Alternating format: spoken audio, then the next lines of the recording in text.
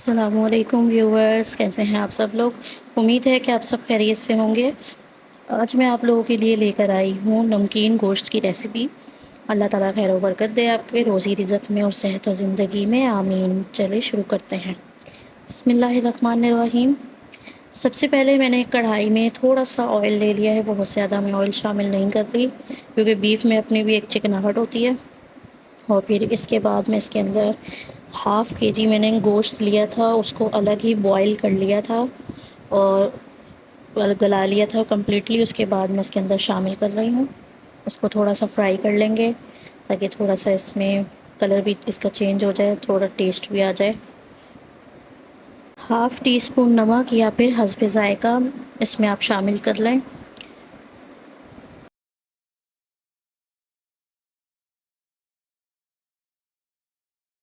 अब इसमें मैं 2 चम्मच लहसुन अदरक का पेस्ट शामिल कर रही हूँ। और इसमें ज़्यादा चीज़ें नहीं डलती, ना ज़्यादा देर लगती है, बहुत जल्दी और बहुत ही आसानी से आप बन जाता है। और जो ख़ासकर ये जो मिर्चें वग़ैरह नहीं खा सकते, उनको आप ये बना के खिलाएँ, बहुत मज़े की और बहुत ज़बरदस्त ये लगता है।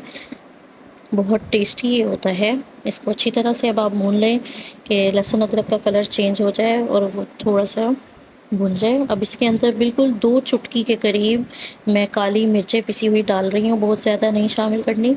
और अब इसके अंदर मैं सिरका शामिल कर रही हूँ। जिन लोगों को सिरका नहीं पसंद, वो लीमू भी शामिल कर सकते हैं या फिर दही भी शामिल कर सकते हैं। अब इसको अच्छी तरह से भून लेंगे, अच्छी तरह से मिक्स कर लेंगे, ताकि इसका पानी खुशक हो जाए।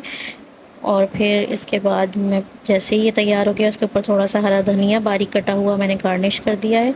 और ये बिल्कुल तैयार हो गया है, बनके मज़ेदार सा। इसको अफ़गानी रोटी, नान या चपाती के साथ आप सर्व करें अपने घर वालों को, अपनी फैमिली को, रिश्तेदारों को।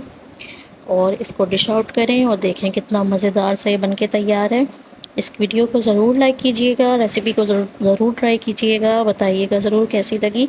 दुआओं में याद रखिएगा। Thanks for watching the video. मिलते हैं आप सबसे इंशाल्लाह नेक्स्ट वीडियो में। जब तक के लिए अल्लाह हाफ़िज़।